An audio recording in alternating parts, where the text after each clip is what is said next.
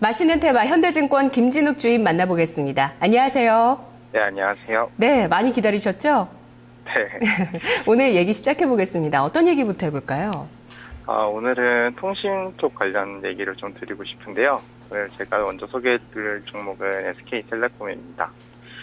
SK텔레콤은 대한민국 국민이라면 모두 아실 기업인데요.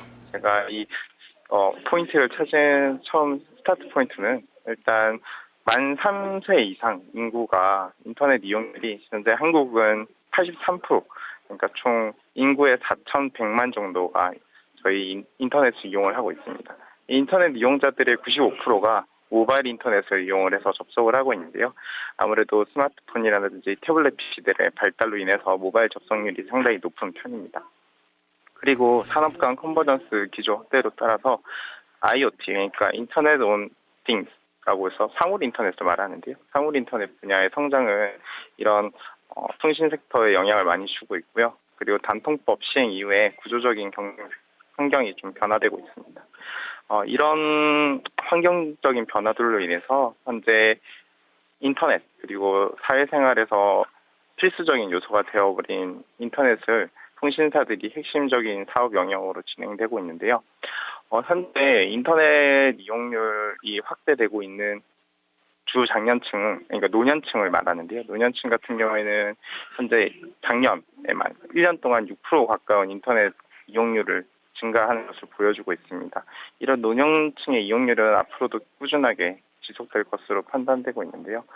조사 내용에 따르면 인터넷 이용자의 95% 가까운 분들이 전년 대비했을 때 4.1% 가까이 꾸준히 계속 전체 이용자도 상승을 하고 있습니다. 이렇게 인터넷은 더 이상 사회생활에서 없어서 안 될 부분을 차지하고 있는데요. 이런 핵심적인 요소들이 다른 부분까지 파급되고 있습니다. 결제라든지 인터넷 뱅킹, 상품 구매, 그리고 판매 같은 주류 활동들이 오프라인에서 모바일로 이어지고 있는 상황인데요. 이런 온라인 비중이 너무 높아짐에 따라서 앞으로 추후적으로는 헬스케어 그리고 홈케어 등 다양한 서비스의 성장 기회를 보유하고 있습니다.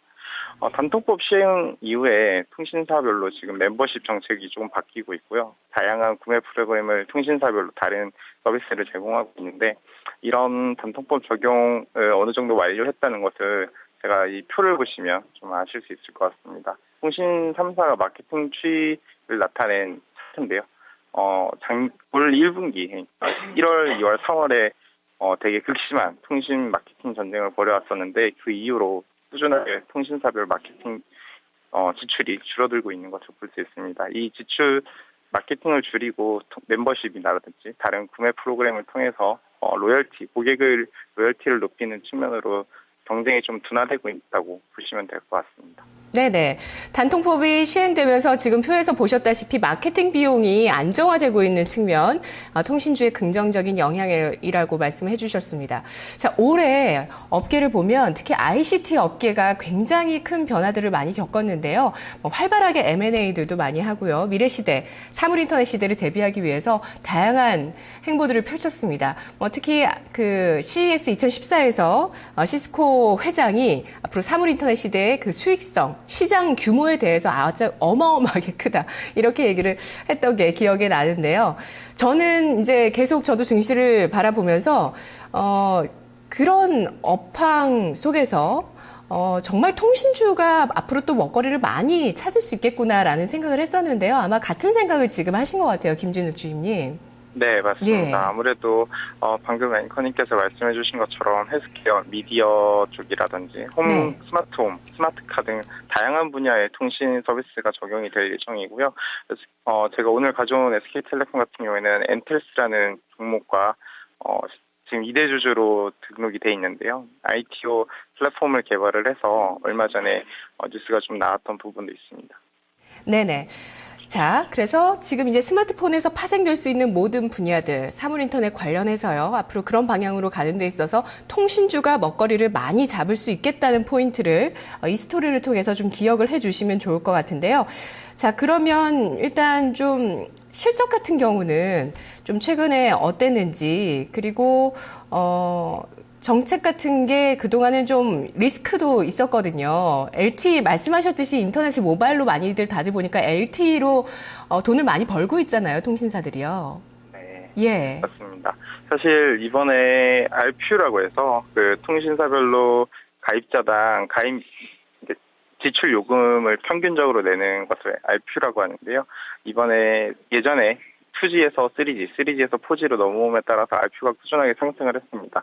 그래서 정부 정책에 조금 너무 과도하게 서로 가입자를 유치를 하면서 경쟁을 하다 보니까 이런 단통법이라는 극단적인 방법까지 등장을 하면서 이런 현상이 생기기 시작했는데요. 강압적인 통신비나 요구 등 정책 이슈가 항상 있을 수가 있었습니다. 그러나 단통법 이후에는 어느 정도 통신사별로 마케팅비를 조절을 하면서 지금 시장 변화에 대응을 하고 있는 것 같고요. 너무 실적이 만약에 단통법 이후에 SK텔레콤 같은 경우는 실적이 잘 나올 가능성이 매우 높아졌는데요. 마케팅은 통신사의 큰 비용 중에 하나였습니다. 그러나 이것이 줄어들면에 따라서 실적이 잘 나오는 것을 무선에서 쓰던 통신 요금을 이제 무선이나 다른 부분의 마케팅 비용으로 쓸 수 있는 여력이 생긴 거라고 판단할 수 있습니다. 예. 자, 그렇다면 이런 말씀이신 건가요? 그러니까 통신사 쪽에서 돈을 많이 벌고 있는 걸 앞으로 네. 많이 벌 수 있다는 걸 정부 쪽에서 알고 있고, 그리고 통신사도 이것을 좀 경계하면서 네. 오히려 실적을 좀 많이 낼 수 있는 부분들을 좀 고의적으로 축소하고 있다라는 부분? 음모론인가요, 이거? 아무래도 통신사 네. 실적이 많이 잘 나오다 보면 예. 가입자들이 불만이 생길 수가 있고 요금 인하에 대한 근거가 될 수 있기 때문에 통신사들이 마케팅 비용을 줄이진 않고요. 풍선 효과로 위해서 이제 다른 부분으로 많이 돌려서 사용을 할 것으로 판단하고 있습니다. 예. 저도 올해 그래서 새해에 통신사 업체들의 CEO들이 신년사를 하는 걸 좀 주목해서 봤었거든요. 네. 이 부분에서 김주인 님도 포인트를 찾고 계시네요. 네, 맞습니다. 이번에 SK텔레콤 같은 경우에는 사장과 CFO 등이 바뀌었습니다. 지금 SK텔레콤 같은 경우에는 최태원 이제 SK그룹에서 핵심적인 사업 부분을 맡고 있는데요. 얼마 전에 CEO 교체를 했습니다. 장동현 CEO로 신임 CEO가 등장을 했는데요. 비통신 성장 동력을 많이 제시하고 있습니다. 아무래도 통신보다는 앞으로는 비통신 부분에 대한 산업 성장이 더 크기 때문에 이쪽 전문의 CEO를 임명을 한 것 같고요. 이런 급변하는 시장 측면에서도 하나 재미있는 것이 각 통신사별로 점유율이 바뀌지 않는다는 점입니다. 표를 보시면 아실 수 있겠지만 이게 작년 10월부터 올 10월까지의 각 통신사별 시장 점유율을 차트로 만들어 봤는데요. SK텔레콤은 꾸준하게 1위 업체로서의 지배력과 경쟁력을 가지고 있는 것을 볼 수 있었고요. 2위 업체인 KT와 3위 업체인 LG유플러스도 시장 점유율이 변하지 않은 것을 볼 수 있습니다. 네네.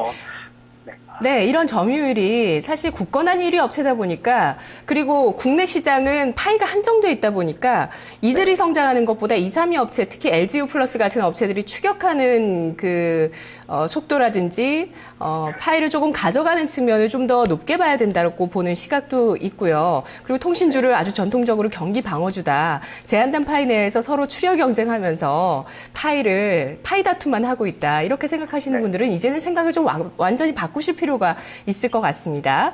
비통신 분야의 성장성, 그렇죠? 네, 결말을 좀 말씀을 드리면 네네. 통신 3사 중에 지금 가장 RPU를 높게 받고 있는 회사는 LG유플러스입니다. LTE 비중을 보시면 LG유플러스 같은 경우에는 이미 올 여름에 70%를 넘었고요. 이 말은 이제 LG유플러스 가입자 중에 LTE를 사용하는 사람이 70% 이상이다라고 보시면 이해를 하시면 좋을 것 같고요. SK텔레콤과 KT는 50%에서 55% 수준에 머물고 있습니다. 트래픽을 이용한 차트를 좀 보여주시면 3G 스마트폰 가입자들은 그렇게 큰 용량을 많이 사용하지 않는 데 비해서 LTE, 4G 스마트폰을 이용하시는 트래픽 유저들은 상당히 많은 트래픽 사용량을 쓰고 있다는 말인데요. 빠를수록 더 많은 인터넷 접속이나 동영상 같은 것을 보고 있다라는 걸 말해줍니다. 이 트래픽 추이가 뭘 말하냐면 통신사들이 트래픽으로 인해서 무제한 요금제, 한마디로 비싼 요금제를 많이 할 수 있다는 게 말이 되고요. LG 플러스는 방금 말씀하셨다시피 이미 공격적인 LTE 프로모션이나 마케팅을 통해서 가입자가 높은 수준입니다. SK텔레콤은 가입자가 50%인데 LTE 전환율이 55% 수준도 아직 못 미치고 있는데요. 이 말이 SK텔레콤이 LG 플러스만큼 LTE 가입자 비중이 높아진다면 RPU 상승률이 가장 높다는 말로 바꿔서 이해를 하실 수 있을 것 같고요. 이렇게 일단 RPU가 높아질 가능성이 가장 높은 1위 업체이고 현재 업계에서 가장 낮은 밸류에이션을 받고 있습니다. LG 플러스가 올해 기준으로 20배인데 SK텔레콤은 12배 수준이거든요.